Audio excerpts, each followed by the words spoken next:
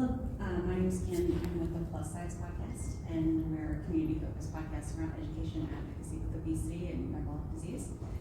So what I wanted to ask you is, I love that we're even thinking about changing the system, and of course, I wish it happened 10 years ago. But I will tell you, I'm curious if you've considered the trust of the patient and the doctor. I can tell you, as somebody that is on all the social media platforms and goes live, they're coming to me, they're not coming to you. Even when you're prescribing the medication, and when I say you, I mean PCP. Okay, and so they're coming to me to ask me questions, and I feel like if you're gonna think about building something into the system, having a way for them to ask questions about, I'm having this side effect, or I'm having this reaction, or just, I think, a constant ongoing, discussion, like however it may be. I don't know if it's going to be with AI tools or what it may be, but I'm wondering if you'd consider that, because the trust is incredibly broken. Oh, I absolutely agree, Yes. and I love that you're doing that. Thank you for that. Yes. And we're trying to do it as again, there's a long burn down list of things that we really want to do, and that's sort of the challenge, is what's highest priority. Absolutely. But you're absolutely right. I think we're very unique in our health system, is that we do have a very robust sort of health education department. Again, this is all because we are in value-based care, and if anybody wants to talk more about that, it's fundamentally different than fee-for-service care, right? And so we have a very robust health and education department that's in our health department. And so we actually have free classes for anybody in our community that are part of our health system. And so that is our next class. I know it's not the only way to solve that, and it's not gonna build all that trust back in one thing.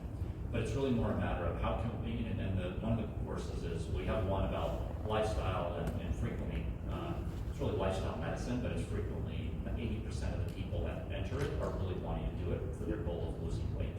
At least that's what they tell us. Sure.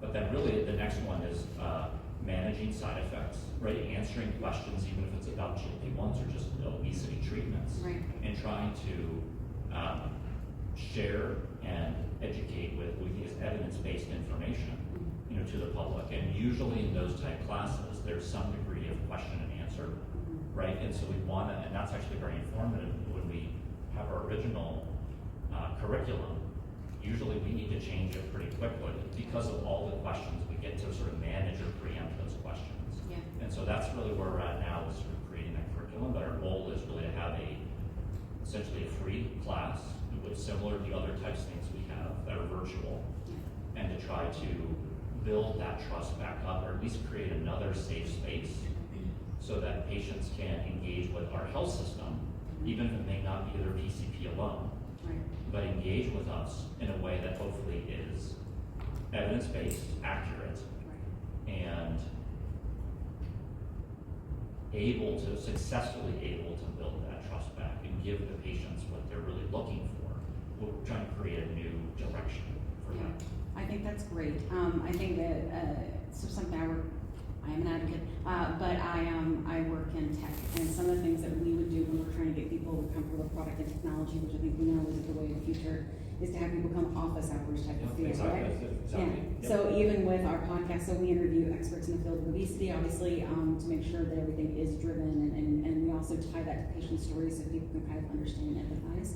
But we want them to forget themselves. We want them to be able to talk to their doctors and have these conversations. I think that I just would ask that if you're thinking about this from a system perspective, I love that you're considering communities. There's so many communities, including like online communities like ours, that would love to work with you to be able to solve this problem. Sure. So thank you for your time. No, thank you. That's a great idea. Thank you so much. I'm sorry, I do have to